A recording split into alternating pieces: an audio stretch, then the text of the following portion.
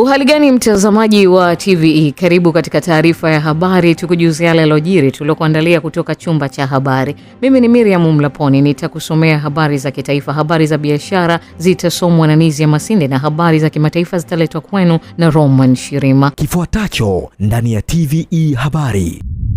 Tanzania na Ghana kuimarisha ushirikiano kiuchumi na ajira kwa vijana. Katika biashara, Rais Dr. Samia kufungua mradi wa ujenzi wa matanki 15 ya kuhifadhi mafuta katika bandari ya Dar es Salaam. Na katika habari za kimataifa, mashambulizi ya Israel na Marekani nchini Iran yamesababisha vifo vya watu 200 huku Marekani na nchi za Kiarabu zikilaani mashambulizi ya Iran. Karibu mtazamaji wa TVE na moja kwa moja tuanzie kwa Rais wa Jamhuri ya Muungano wa Tanzania Daktari Samia Suluhu Hassan amefanya mazungumzo ya pande mbili na Rais wa Jamhuri ya Ghana John Dramani Mahama. Zaidi tuungane na Recho Chacha kwa undani wa taarifa hiyo. Mazungumzo hayo yaliyofanyika jijini Arusha siku ya Jumatatu yamejikita katika kuimarisha ushirikiano wa kimkakati kati ya Tanzania na Ghana, hususan katika mageuzi ya kiuchumi, ajira kwa vijana na maendeleo ya uchumi wa kidigitali. Viongozi hao wamejadili umuhimu wa kuongeza thamani ya rasilimali za ndani badala ya kuendelea kuuza malighafi. Rais Mahama ameeleza hatua zilizochukuliwa na Ghana katika kuimarisha usimamizi wa sekta ya madini na kakao kwa lengo la kuongeza mapato ya ndani na kukuza uchakataji wa ndani. Kwa upande wake, Rais Dr. Samia Suluhu Hassan amesema Tanzania inaendelea kuharakisha mkakati wa uchumi wa viwanda, ikiwemo kuongeza thamani ya mazao ya kimkakati kama pamba na kuimarisha uchakataji wa madini, na kuongeza kuwa Tanzania ina nafasi muhimu ya kujifunza kutoka Ghana katika usimamizi wa rasilimali za sera na uchumi wa ndani. Kuhusu suala la ajira kwa vijana, marais hao wamekubaliana kuongeza ushirikiano katika maendeleo ya ujuzi, ubunifu na ujasiriamali, na kusisitiza umuhimu wa kuweka mazingira bora ya uwekezaji yatakayozalisha ajira endelevu kwa vijana wa pande zote mbili. Katika eneo la uchumi, Rais Dr. Samia amesisitiza dhamira ya Tanzania ya kuimarisha mifumo ya fedha za kidigitali na usalama wa mitandao kama sehemu ya mkakati wa kujenga uchumi shindani na jumuishi. Amesema serikali inaendelea kuwekeza katika miundombinu ya tehama na kukuza ubunifu wa vijana, huku akieleza kuwa uzoefu wa Ghana katika sekta ya teknolojia ya fedha na ulinzi wa miundombinu ya kimtandao ni eneo muhimu la kujifunza na kushirikiana ili kuongeza ujumuishwaji wa kifedha na ufanisi wa huduma za kifedha nchini. Rais wa Ghana yupo nchini kwa ziara ya kikazi ya siku moja, ambapo leo tarehe 2 Machi 2026 ameshiriki kama mgeni rasmi katika ufunguzi wa mwaka wa mahakama na maadhimisho ya miaka 20 ya Mahakama ya Afrika ya Haki za Binadamu na Watu yenye makao makuu yake jijini Arusha. Asante sana Recho Chacha kwa taarifa hiyo. Waziri Mkuu Dr. Mwigulu Nchemba amewaomba wabunge wa Mbulu na uongozi wa wilaya hiyo waendelee kutoa elimu kwa wananchi juu ya kuendeleza amani na kuishi kindugu. Tuungane na Agula Kimsola kwa undani wa taarifa hiyo. Ametoa wito huo Jumatatu Machi 2 wakati akizungumza na wananchi waliojitokeza kwa wingi kwenye hospitali ya Lutheran ya Haydom wilayani Mbulu mkoani Manyara mara baada ya kukagua ujenzi wa jengo la afya mama na mtoto. Akizungumzia kuhusu ujenzi wa jengo hilo, Waziri Mkuu amesifu kazi nzuri iliyofanywa, akamshukuru Rais Daktari Samia Suluhu Hassan kwa kuendelea kutoa fedha kwa ajili ya hospitali ambazo zinaendeshwa na taasisi za dini ili kuboresha utoaji wa huduma za afya kwenye hospitali hizo. Ndugu zangu, watani zangu wa Mbulu vijijini na mjini, niwaambie kitu kimoja. Hata mkipigana ardhi haiongezeki. Tutachukiana bure tu. Binadamu anaongezeka, ardhi haiongezeki. Hata tukichukiana ardhi haiongezeki. Kwa waheshimiwa wabunge, nendeni muendelee kuwaelimisha wananchi. Hatuna sababu ya kugombana kuhusu ardhi, kwa sababu hata tukipigana ardhi haiongezeki. Akitoa maelezo kuhusu fedha zinazotolewa na serikali kwenye hospitali hiyo, Naibu Waziri Ofisi ya Waziri Mkuu TAMISEMI upande wa elimu Ruben Kwagilwa amesema kumekuwa na ushirikiano wa muda mrefu ambao kila mwezi serikali imekuwa ikitoa na kulipa shilingi milioni 188 kwa ajili ya watumishi 128 wa hospitali hiyo. Mapema askofu wa kanisa la Kiinjili la Kilutheri Tanzania Dayosisi ya Mbulu, Askofu John Nade, alimweleza waziri mkuu kwamba wanashukuru kwa ushirikiano uliopo baina ya serikali na kanisa, hususan kwenye utoaji wa huduma za jamii. Amesema mbali na hospitali, wana taasisi ya afya ya Haydom ambayo inatoa mafunzo kwenye kozi 5 ambapo ni radiolojia, famasia, afisa tabibu, maabara pamoja na uuguzi. Akitoa taarifa ya ujenzi wa mradi huo, mkurugenzi mtendaji wa hospitali ya Haydom Dr. Pasco Mdowe amesema ujenzi wa jengo hilo umegharimu kiasi cha shilingi bilioni 6.3 ambazo zimetokana na vyanzo vya ndani na marafiki wa Haydom Norway. Mheshimiwa, tunatoa huduma pia za kibingwa kwenye hospitali hii. Hospitali hii ni kitovu cha mafunzo. Utaona kuna wanafunzi wengi wa kitaifa na kimataifa ambao wanafika kwetu kujifunza. Tuna watalaji zaidi ya 60. Hospitali hii pia zaidi ya mafunzo na huduma inafanya tafiti. Ni kitovu kikubwa cha utafiti kwenye nchi yetu, inafanya tafiti za kimataifa na kushirikiana na Wizara ya Afya. Hivi karibuni tumetekeleza afua ya kitita cha uzazi salama kwenye mikoa 5 Tanzania, na kwa kutekeleza kitita cha afua ya uzazi salama tumepunguza vifo kwa zaidi ya 75% vya wakina mama wakati wa kujifungua, vifo vya watoto zaidi ya 40%. Dunia yote inakuja kujifunza kwetu, na sasa Wizara ya Afya imechukua kama showcase ya nchi kwa sababu ni afua iliyofanikiwa sana. Asante sana Goodluck Msolla kwa taarifa hiyo. Waziri wa Ujenzi Abdalla Ulega ameutaka Wakala wa Majengo Tanzania TBA kutoa kipaumbele kwa ujenzi wa makazi ya bei nafuu kwa kundi la vijana, hususan waliomaliza vyuo na walioajiriwa ambao wanakumbana na changamoto ya kupata makazi. Mwanahabari wetu Recho Chacha ameandaa taarifa zaidi. Waziri Ulega amesema hayo wakati wa uzinduzi wa bodi ya 6 ya ushauri ya TBA ulioambatana na ziara ya kutembelea mradi wa Canadian uliopo Masaki, ambapo katika ziara hiyo ameeleza kuridhishwa na kufurahishwa na ubora wa nyumba zilizojengwa eneo hilo, kwani zinaakisi thamani ya fedha zilizotolewa na serikali, huku akishauri TBA kuingia mikataba ya ubia na sekta binafsi ili kuongeza kasi ya ujenzi wa nyumba za kibiashara na makazi kwa ujumla kwa lengo la kupanua upatikanaji wa nyumba nchini. Kwa kujenga nyumba za gharama nafuu ambazo zinafikiwa na watu wa vipato tofauti tofauti, kuweka miundombinu kwa ajili ya watu wenye mahitaji maalum, pamoja na kutengeneza ajira kwa watu wenye ujuzi na wasio na ujuzi ili kukuza vipato na kupelekea uchumi kukua.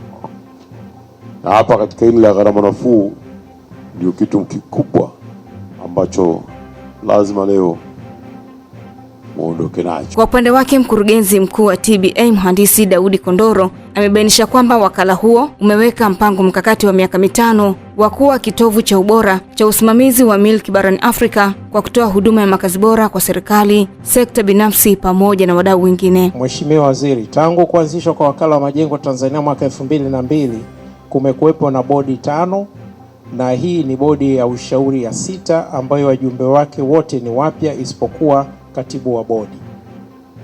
Bodi ya ushauri ya 5 ilimaliza muda wake tarehe 21 Novemba mwaka 2024, na hivyo wakala umekaa bila uwepo wa bodi kwa zaidi ya mwaka mmoja sasa, na muda wote huo TBA imekuwa ikiongozwa na katibu mkuu ujenzi Mhandisi Aisha. Naye mkurugenzi wa huduma za kimanagement kutoka ofisi ya msajili wa hazina Neema Musomba amesema uzinduzi wa bodi hiyo utasaidia kuboresha utendaji wa TBA na hivyo kupunguza utegemezi wa taasisi za kiserikali ili kuwezesha mfuko mkuu kutekeleza majukumu yake kikamilifu. Mafanikio ya hizi taasisi ambazo ziko chini ya ofisi ya msajili wa hazina, lakini pia chini ya wizara za kisekta kisera, yanategemea sana na uwepo wa bodi za wakurugenzi, bodi za ushauri ambazo ndio zinafanya kazi ya kusimamia hizi taasisi kwa niaba ya serikali. Kwa hiyo sisi kama serikali tutakuwa hatupo hapa, lakini bodi tunajua ipo kwa niaba ya serikali ikihakikisha kwamba malengo ya kisera, lakini malengo pia yale ya kiutendaji, operations zote zinafanyika kadiri ambavyo ya malengo ambayo serikali imeyaweka. Asante sana Recho Chacha kwa taarifa hiyo.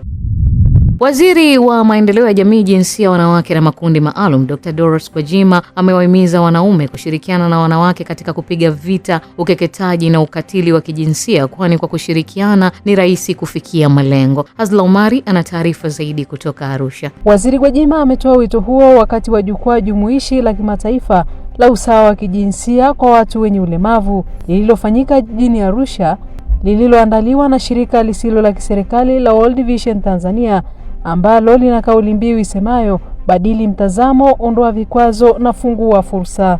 Kwamba tumeangalia na kujielekeza kwenye kuhakikisha wanaume wanashiriki mapambano haya ya kutokomeza ukatili wa kijinsia na ukatili kwa watoto, kwa sababu mila na tamaduni tulizorisi huko nyuma ambazo ni hasi tunazipiga vita sasa hivi, zilikuwa zinamtayarisha mtoto wa kike kwenda kuolewa mapema sana, na ukeketaji ilikuwa ni ishara ya kwamba ameshakamilika, amewekwa alama, na huu ndio unakuwa ni mwitikio wa wanaume akitaka kuoa kwenye maeneo hayo wanakoendeleza mila hiyo, kwamba huyu sasa yuko tayari kwenda kuolewa. Sasa kwenda kung'oa hizi fikra kwenye jamii, hatuhitaji kuelekeza ajenda hii kwa wanawake tu ambao wameshaamini kwamba ili mtoto wa kike aolewe akeketwe, pia kwa wanaume ambao wameamini kwamba ili uoe mwanamke lazima awe amekeketwa. Hatuwezi kuwaacha wanaume nyuma tukaimba peke yetu wimbo huu. Mkurugenzi wa World Vision Tanzania James Anditi anasema taifa haliwezi kuwa na maendeleo ya pamoja kama watu wenye ulemavu watakabiliwa na vikwazo. Angalia mambo ya kijinsia na mambo ya disability, hatuwezi kusonga mbele kama taifa tusipopatia wenzetu nafasi ya kuhusika kwa maendeleo. Tena nimeshukuru sana kwa sababu mara nyingi tunaona watoto ambao wako na walemavu ndio wanateseka sana. World Vision's vision is our prayer for every child, life in all its fullness. Our prayer for every heart, the will to make it so. Akiongea kwa niaba ya watu wenye ulemavu, Sanyiti Moinosi anasema ili waweze kujitegemea, watoto wenye ulemavu wanatakiwa kutengenezewa mazingira wezeshi. Tunatamani familia zetu na jamii zetu tuhamasishe na kutuwezesha kuhudhuria shule, kupata huduma za afya, kujifunza stadi na kushiriki katika michezo yote shuleni na kwenye jamii tunazoishi kama watoto wengine. Tunahitaji shule zetu ziwe na walimu waliopewa mafunzo ya elimu jumuishi na vifaa vya kutosha vya kufundishia na kujifunzia. Hii inatufanya tuweze kuishi maisha bora na tuweze kujitegemea. Wakati dunia nzima ikiendelea na maandalizi ya kuadhimisha siku ya wanawake duniani, wanawake kutoka Jeshi la Zimamoto mkoani Njombe wamempongeza Rais wa Jamhuri ya Muungano wa Tanzania Daktari Samia Suluhu Hassan kwa kuliboresha jeshi hilo kwa kutoa vifaa mbalimbali vya kisasa ikiwamo magari ya kuzima moto, jambo ambalo linawafanya wanawake ndani ya jeshi hilo kutekeleza majukumu yao kwa ufanisi zaidi. Taarifa zaidi na Ibrahim Godfrey Mlele kutoka Njombe inafafanua. Wamezungumza hayo wakati wakitoa elimu ya kukabiliana na majanga ya moto kwa maafisa wa Jeshi la Magereza mkoani Njombe, ambapo wamesema kuwa hivi sasa jeshi hilo limeimarika kuliko lilivyokuwa hapo awali, kwani serikali imetoa vifaa vya kisasa kwa ajili ya kukabiliana na majanga mbalimbali kama ya moto, huku pia wakipongeza serikali kwa kuendelea kuajiri wanawake wengi katika jeshi hilo na kusema kuwa kufanya hivyo kunaongeza usawa. Sisi kama wanawake wa Jeshi la Zimamoto mkoa wa Njombe tumepata nafasi ya kutoa elimu katika Jeshi la Magereza, ambapo tumewafundisha jinsi ya kutumia kizimia moto cha awali, pia na kutambulisha mtambo wetu wa kuzimia moto. Pia tuendelee kumshukuru Mheshimiwa Rais kwa sababu kama kauli mbiu yetu tunavyosema haki na usawa, ameweza kwanza kutupa kibali cha kuajiri. Pia katika jeshi letu wanawake wameongezeka. Tulikuwa idadi ndogo sana, lakini sasa hivi tumeongezeka. Tunaamini ataendelea kuajiri. Aidha, wakati huo huo, wanawake kutoka Jeshi la Zimamoto mkoa wa Njombe wamefanya matendo ya huruma kwa kuwatembelea wanafunzi wenye mahitaji maalum katika shule ya sekondari Viziwi iliyopo mkoani Njombe, ambapo wametoa mahitaji mbalimbali kama sehemu ya kuadhimisha siku ya wanawake duniani. Tukaona sio vibaya kuja kushiriki na nyinyi kidogo tulivyonavyo ili viweze kuwasaidia katika masomo yenu. Kwa hiyo tumekuja hapa, tunaomba mpokee, tusherekee wote hiyo sikukuu itakapofika, ili na nyinyi muwe sehemu yetu sisi wa Zimamoto. Pia sikukuu ya maadhimisho ya sikukuu ya wanawake ambayo ni tarehe 8 mwezi wa 3, tumeguswa sehemu mbalimbali, hasa sisi ndio watoto wenye mahitaji zaidi ambayo ni muhimu. Kwa hiyo sisi kama mkoa wetu wa Njombe tukawa tumeteua kituo cha watoto wenye uhitaji ambao ni wanaita ni kiziwi, wenye uhitaji, wenye matatizo ya kusikia au kuelewa. Tukaona tuwete baadhi ya vitu. Lucy Mbuya ni mkuu wa shule ya sekondari Viziwi mkoani Njombe. Akizungumza na vyombo vya habari, amewashukuru wanawake kutoka Jeshi la Zimamoto mkoani Njombe kwa kwenda kuwatembelea na kutoa misaada ikiwemo vifaa vya wanafunzi kujisomea, huku wanafunzi hao wakishukuru kwa misaada hiyo. Wamefika shuleni kwetu, wametuletea zawadi zikiwemo madaftari, kalamu, sabuni pamoja na taulo za kike za wanawake. Vitu hivi vitatusaidia sana kwa sababu kama daftari zitawasaidia wanafunzi katika kujifunza kwao, sabuni zitawasaidia kufua, lakini pedi zitawasaidia kuhakikisha kwamba wasichana wanajistiri na wanaingia darasani muda wote bila kuwa na wasiwasi wote. Nasema asante kwa wanafunzi, mtusaidia. Mungu awabariki kwa zawadi ambayo umetupa sisi wanafunzi. Tugani, asanteni sana. Siku ya wanawake duniani huadhimishwa kila mwaka ifikapo Machi 8, ambapo siku hii hutumika kukumbusha ulimwengu juu ya thamani ya mwanamke na kuongeza usawa kati ya mwanamke na mwanaume miongoni mwa jamii. Kutoka Njombe, TVE Habari, mimi ni Ibrahim Godfrey Mlele. Asante sana Godfrey kwa taarifa hiyo.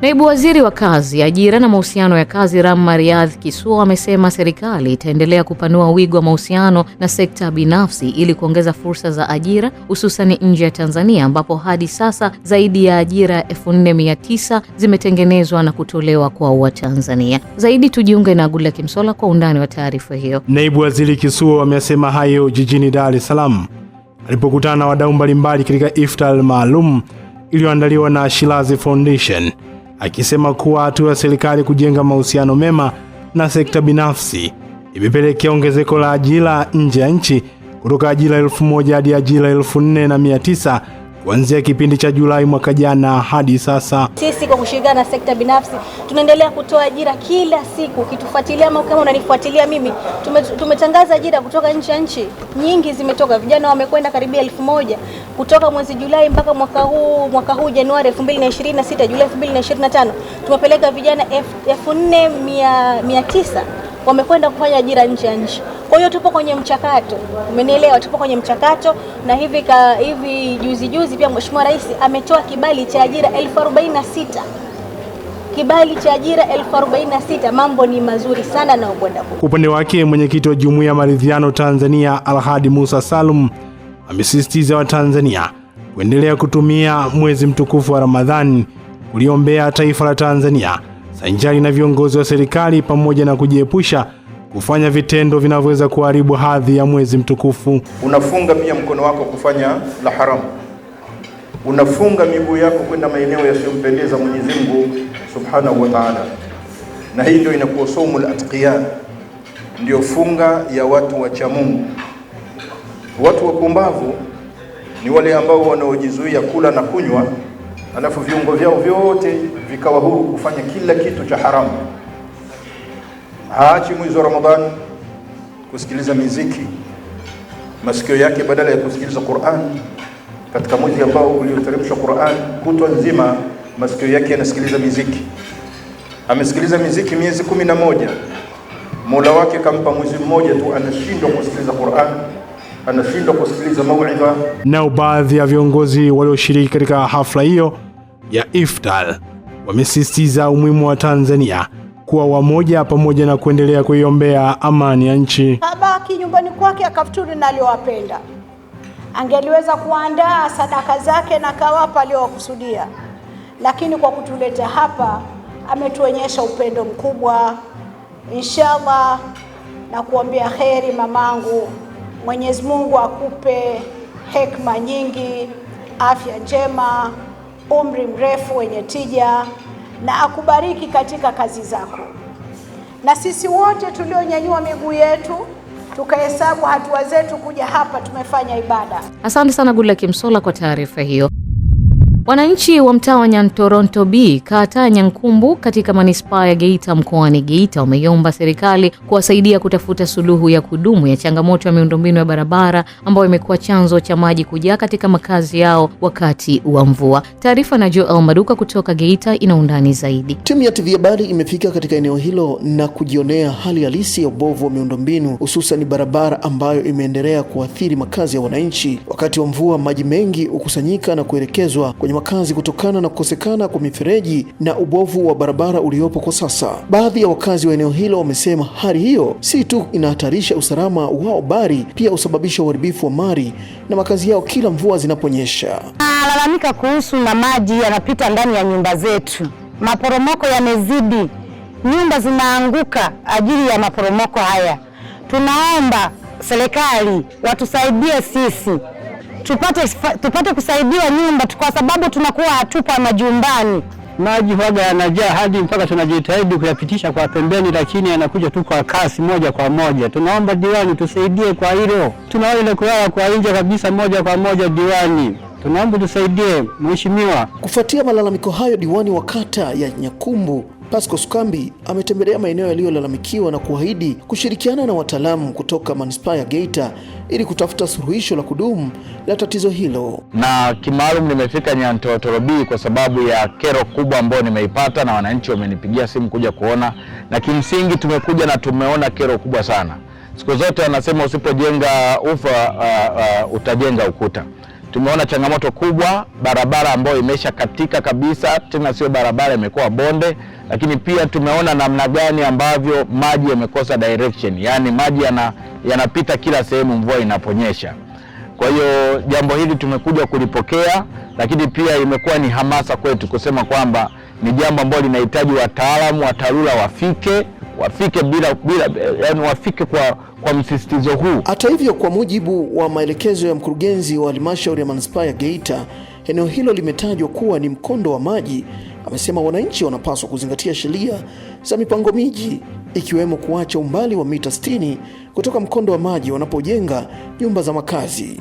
Kwa mimi wajibu wangu hapa ni kuendelea kuwaelimisha na kuhamasisha wananchi na kutoa wito kwao kwamba moja, kila palipo na mkondo wa maji ni lazima wananchi waache maeneo ambayo yamehifadhiwa kwa ajili hiyo. Tunajua kwenye mito mikubwa ni mita 60. Kwenye hii mito ya kawaida midogo ni mita 30 kila upande. Kwa hiyo huko 30 kule 30. Jumla inakuwa 60.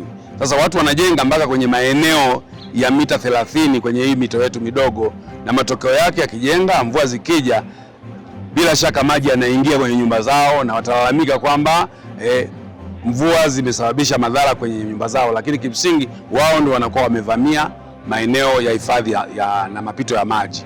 Wananchi sasa wanasubiria hatua za haraka kutoka kwenye mamlaka husika ili kuondoa changamoto hiyo ambayo imekuwa ikiathiri maisha yao kila msimu wa mvua unapowadia. Asante sana Joel Maduka kwa taarifa hiyo. Jeshi la polisi mkoani Mwanza limewakamata madereva 23 pamoja na magari 14 kwa makosa ya kutumia namba za usajili ambazo hazitambuliki kisheria. Tujiunge na Emmanuel Meshak kwa taarifa zaidi. Akizungumzia swala hilo, kamanda wa jeshi la polisi mkoani Mwanza Willibrod Mutafungwa amesema kuwa jeshi hilo limefanya msako maalum kwa vyombo vya moto zikiwemo pikipiki, magari na kukuta baadhi ya madereva wakiwa na makosa hayo. Ndugu waandishi wa habari, operesheni hii ni endelevu. Itaendelea kufanyika katika mkoa wetu ili kuhakikisha kwamba hakuna mtu ambaye anaishi akidhani kwamba yuko juu ya sheria, kanuni na taratibu za usalama barabarani. Tunataka kuona utulivu unaendelea kuwepo katika mkoa wetu na makundi yote yanayotumia barabara yaendelee kuitumia yakiwa salama bila kuletewa usumbufu wa aina yoyote. Ndugu waandishi wa habari, hata hivyo jeshi la polisi katika mkoa wa Mwanza linapenda kutoa shukrani za dhati kwa wananchi wote wa mkoa wa Mwanza ambao tumekuwa tukishirikiana nao tangu mwaka huu umeanza katika kuzuia na kudhibiti matukio ya uhalifu na matukio ya usalama ya ajali na matukio mengine ya kiusalama katika mkoa wetu. Mutafungwa pia amesema katika msako huo wamewakamata baadhi ya madereva wanaokata mabomba ya kutolea moshi na kusababisha chombo husika kutoa milio yenye kelele mithili ya baruti, hali ambayo imekuwa ikisababisha kero kwa wananchi wakiwemo wagonjwa. Wengine wamekuwa wakitumia vyombo hivyo vya moto kutembea barabarani huku vikiwa vimewekewa miungurumo ambayo haikuwepo katika uhalisia wake. Magari yanatembea yakiwa yanatoa miungurumo ya kutisha iliyotengenezwa kwa makusudi na watumiaji wa vyombo hivyo. Miungurumo hiyo inatokea kwenye exhaust pipe, hivyo kusababisha taharuki kubwa kwa watumiaji wengine wa barabara. Kamanda Mutafungwa ameendelea kutoa wito kwa wamiliki wa vyombo vya moto na madereva kuhakikisha wanafuata sheria za barabarani, ikiwa ni pamoja na kutumia namba za usajili zilizotolewa kisheria. Asante sana Emmanuel Maisha kwa taarifa hiyo.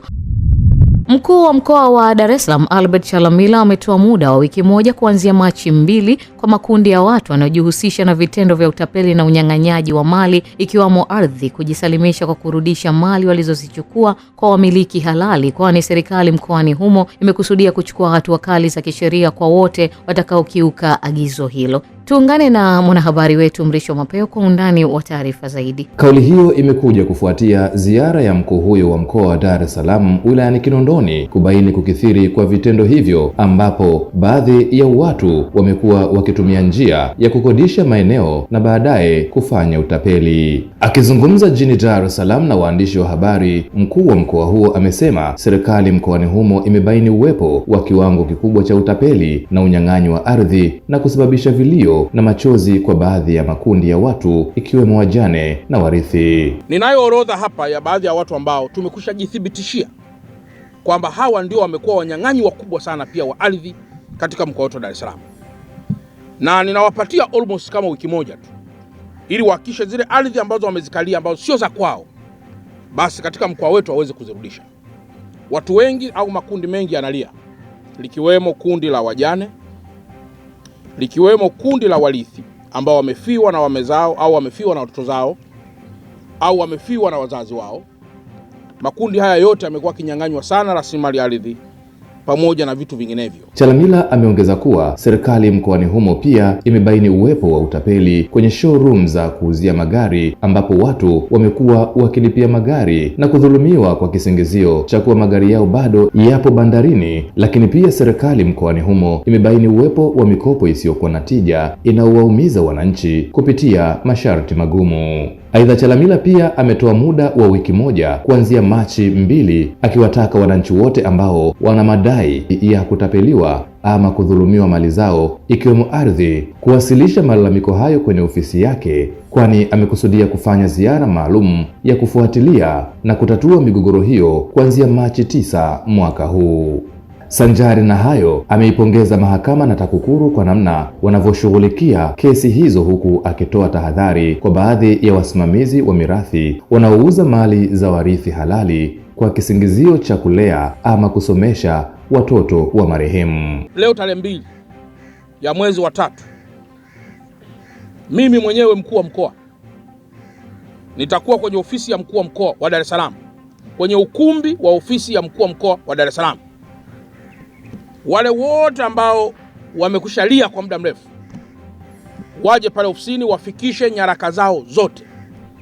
Natoa wiki moja tu, kwa maana leo Jumatatu, mwisho siku ya Ijumaa, walete taarifa zao zote na ushahidi wao wote waniletee pale ofisini, kwa sababu tarehe 9 ya mwezi wa 3 naanza tena ziara ya mguu kwa mguu kwenda kukagua maeneo yote ambayo wananchi watakuwa wameyaleta kama sehemu ya kunithibitishia kwamba wameporwa, wamenyang'anywa, wamedhulumiwa. Hata hivyo, mkuu wa mkoa Albert Chalamila amezungumzia ujio wa Rais Dr. Samia Suluhu Hassan jijini humo Machi 3 mwaka huu, ambapo anatarajia kuzindua matanki ya kuhifadhia mafuta wilayani Kigamboni. Asante sana Mrisho Mapeo kwa taarifa hiyo.